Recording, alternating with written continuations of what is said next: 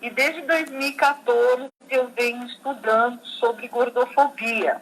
Eu tenho um livro que chama Lute como uma Gorda, que já está na 2ª edição, e também faço parte de um grupo que construi um livro infantil que chama Lute como uma Gordinha. Então, desde então, eu vim estudando, desenvolvendo pesquisa, uma pesquisa ativista sobre as corporalidades gordas, principalmente as femininas. Então, eu venho desenvolvendo essa pesquisa no que tange a como a gordofobia ela provoca várias dores e violências nessas mulheres. Então, meu trabalho é mais ou menos isso. Você vê que tem muito preconceito, esse preconceito já caiu, como é que está agora? Não, esse preconceito ele só tende a aumentar, né? Porque a gordofobia ela é um estigma estrutural. O que significa isso? Que a forma como a nossa sociedade pensa, se organiza, constrói saberes, conhecimento, é gordofóbico, né? A gordofobia, ela está dentro da forma como a gente pensa. Então, todos nós, de alguma maneira, somos gordofóbicos. Então, a gordofobia, ela está na família, ela está na saúde, ela está no mercado de trabalho, nos relacionamentos. E o pior disso é que a gordofobia ela é difícil de detectar, porque geralmente ela vem disfarçada de cuidado, de amor, de saúde. Ah, entendi. Agora, tem aumentado muito o mercado da plus size. O que você fala sobre isso? O capitalismo, ele tenta se aproveitar das situações, né, para ganhar dinheiro. Então, eu acho que o mercado plus size, ele vem avançando, mas ele vem avançando também para um grupo de pessoas gordas, não para todas as pessoas gordas. É um mercado ainda muito caro, né, onde as pessoas têm muita dificuldade ainda de acessar. Então, precisa crescer mais ainda para que as pessoas, todas as pessoas gordas, né, nós somos hoje 57% da população, que a gente consiga acessar esse mercado sem ter que gastar um valor de um rim para poder comprar uma camiseta. Você fala aqui também que como gordofobia, racismo, machismo, homofóbico, transfóbia. Me explica isso aí, o significado de cada coisa, que até o pessoal também na internet me pediu para te perguntar o significado de cada coisa. Que coisa? Da transfobia, homofobia, né, e gordofobia, né? Como que tá ligado isso e como trabalhar com a pessoa. Então, as pessoas gordas, elas são diversas, né? Elas não são uma coisa só.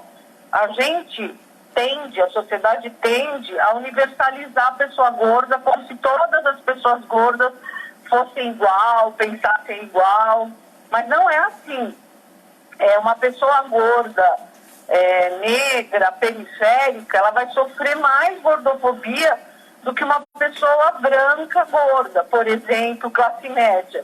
Então, dependendo, ou uma pessoa gorda trans, então, dependendo do que essa pessoa gorda, ela carrega junto, ela vai sofrer mais gordofobia, mais preconceito ainda.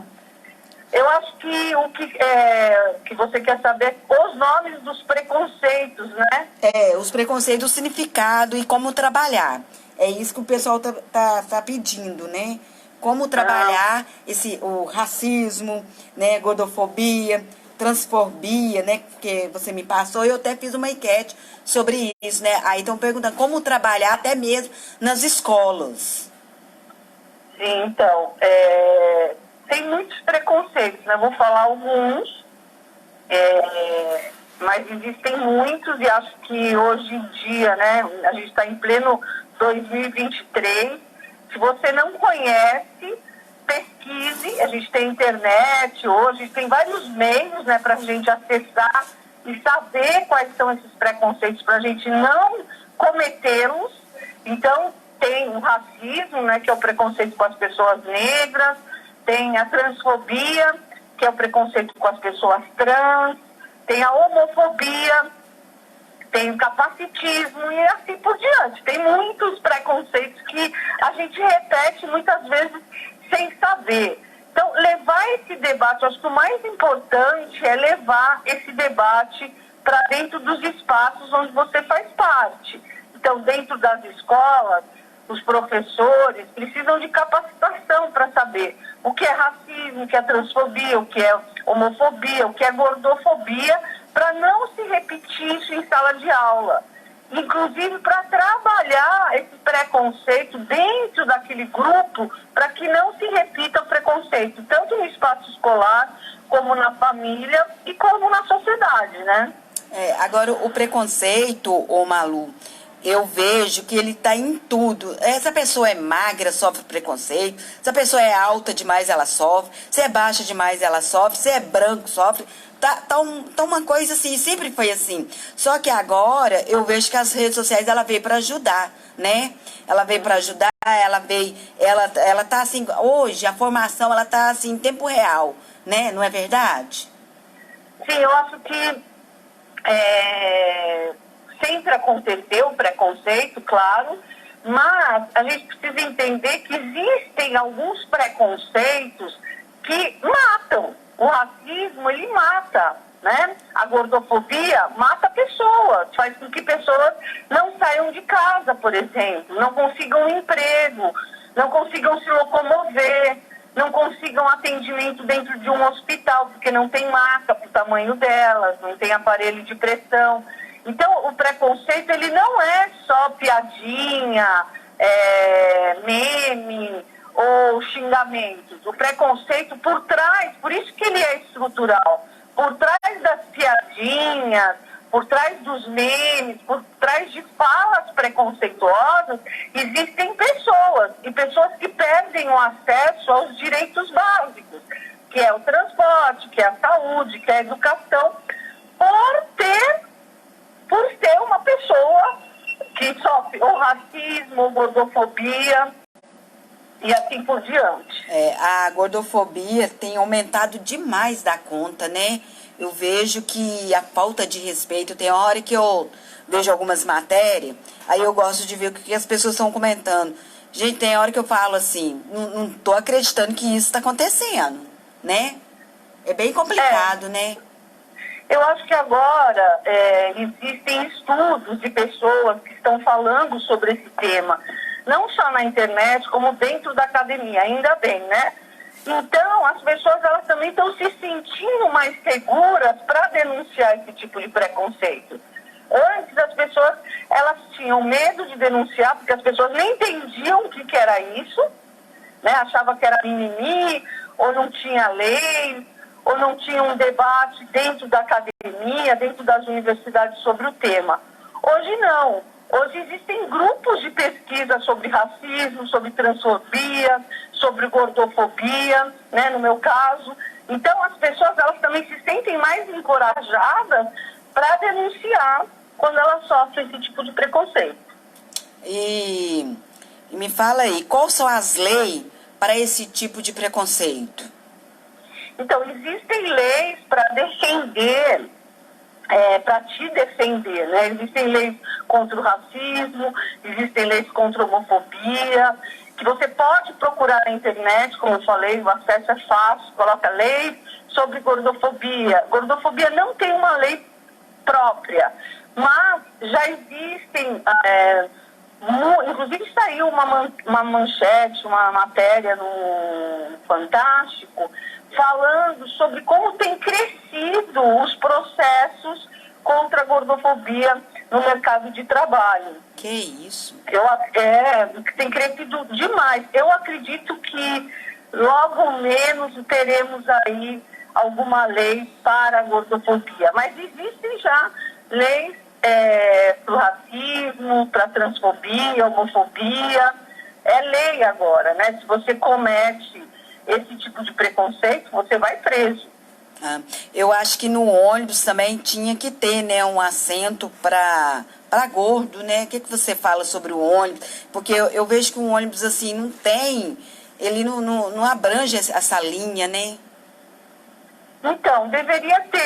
Eu não sei aqui em Belo Horizonte, que eu mudei faz pouco tempo, mas algumas cidades já têm a plaquinha, né, para pessoas gordas, mas não aumentaram o assento. Então, não adianta ter uma plaquinha dizendo esse assento é para pessoas gordas, se o próprio assento ele não é feito para essas pessoas.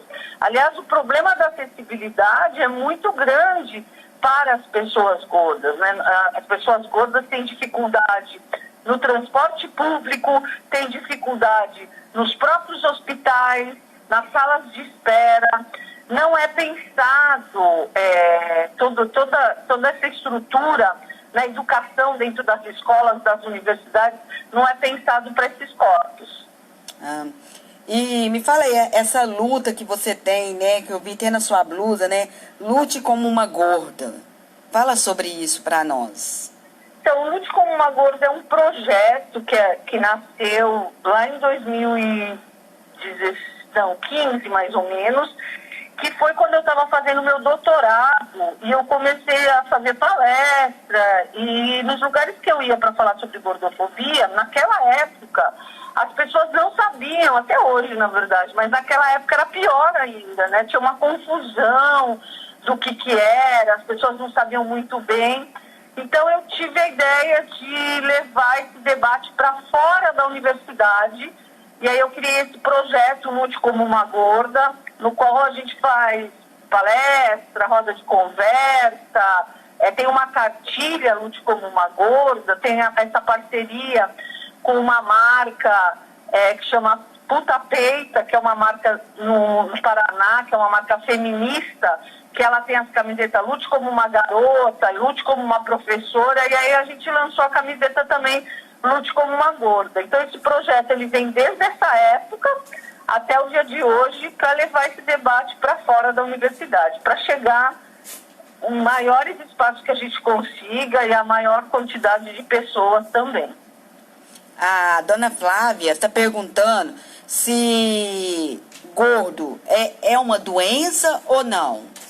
Ou é de família? Então, ser uma pessoa gorda pode ser milhões de fatores, né? A ciência, ela, inclusive, não fecha ainda aí. São vários fatores. Pode ser hereditário, pode ser porque aquela pessoa ela tem enfim, são muitas as situações que podem levar uma pessoa a ser gorda. O que a gente precisa entender é que gordo, ser uma pessoa gorda, e isso é gordofobia, não é um xingamento. Infelizmente, a nossa sociedade, ela tem pavor a essa palavra. Olha a diferença. Quando você quer elogiar alguém, você chama ela de magra. E quando você quer xingar alguém, você chama de gorda. Então, a gente precisa tirar esse horror a essa palavra para que as pessoas gordas se sintam mais à vontade no mundo, né? Você ser uma pessoa gorda não significa que você é uma pessoa doente. E você ser uma pessoa magra não significa que você é uma pessoa saudável. Eu falei isso, né? Eu era muito magra de mais nova, até pouco tempo. Depois que eu entrei na menopausa, passei a engordar. Aí, eu tinha muito tempo que eu não encontrava com uma conhecida. Ela nem perguntou se eu estava bem. Né? Primeira coisa que ela falou, nossa, mas você engordou demais. Falei, meu Deus, se tá magra, vocês falam. Se tá gorda, também vocês falam. Então tá complicado, né? A diferença disso é que uma pessoa magra, quando fala, nossa, tá magra demais e tal, ela não perde acesso, né?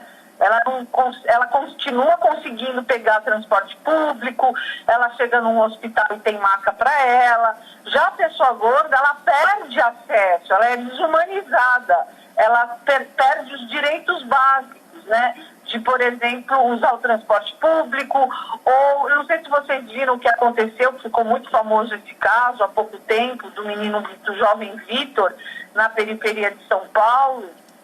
Eu vi. Né, achei muito depois triste. Depois de passar em 6 hospitais, ele morreu dentro da frente do hospital, dentro da ambulância, porque não existiam macas para o tamanho do corpo dele. Então, quando você é gordo, por isso que é estrutural e por isso que é um estigma. Quando você é gordo, você perde os direitos básicos garantidos na Constituição. Uma pessoa magra, ela não perde, por mais magra que ela esteja, ela não perde esses direitos. Então, é diferente, por isso que não tem magrofobia, né? Tem gordofobia, mas não tem magrofobia. Mas era pra ter, viu? Porque o que eu vejo de preconceito também nessa área de magro, nós, igual eu tava vendo aí uma artista famosa, né? No carnaval, eu achei um absurdo que as próprias mulheres estavam falando dela, né? Por ela ser tão magra. Aí eu pensei comigo, tá gorda, o povo fala, tá magro, o povo também fala? Mas é isso que eu estou explicando para a senhora. A diferença é que as pessoas gordas perdem os direitos, né? Elas perdem os direitos básicos e as pessoas magras não perdem. Claro, todo mundo sofre uma pressão estética, né? O que as pessoas magras sofrem, diferente da gordofobia, é uma pressão estética. O que significa isso? Todas as pessoas, elas sofrem pressão estética, porque existe um padrão corporal construído no sistema capitalista, onde é impossível alcançar esse corpo perfeito. Uma hora é a barriga chapada, outra hora é a sobrancelha não sei o que lá, outra hora é o bumbum não sei o que tem. Então, as pessoas, elas estão descontentes com os próprios corpos, e isso é sofrimento. Sofrimento e consumo, porque você está sempre consumindo coisas para modificar o seu corpo.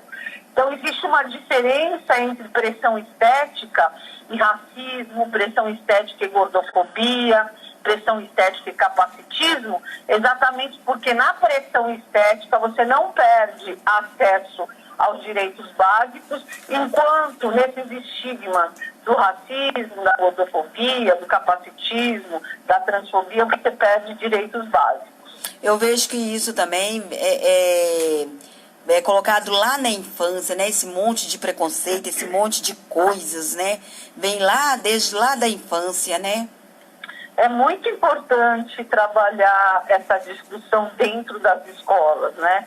Esse livrinho que a gente lançou aqui em Belo Horizonte ano passado, que chama Lute como uma Gordinha, ele é distribuído gratuitamente. Se vocês entrarem no meu Instagram, lá na bio, tem um link que você pode entrar e baixar esse livro. Eu vou estar baixando para mim ler. Isso, você pode trabalhar com seus familiares, até para os próprios adultos, é importante, né? Tá dando uma lida, tá dando... entender do que é que a gente está falando. Eu acho que hoje em dia é inconcebível uma pessoa que não entende sobre preconceito, que não se informa sobre preconceito, ou mesmo que não queira ser uma pessoa melhor, não cometer essas violências com as pessoas, né? Verdade.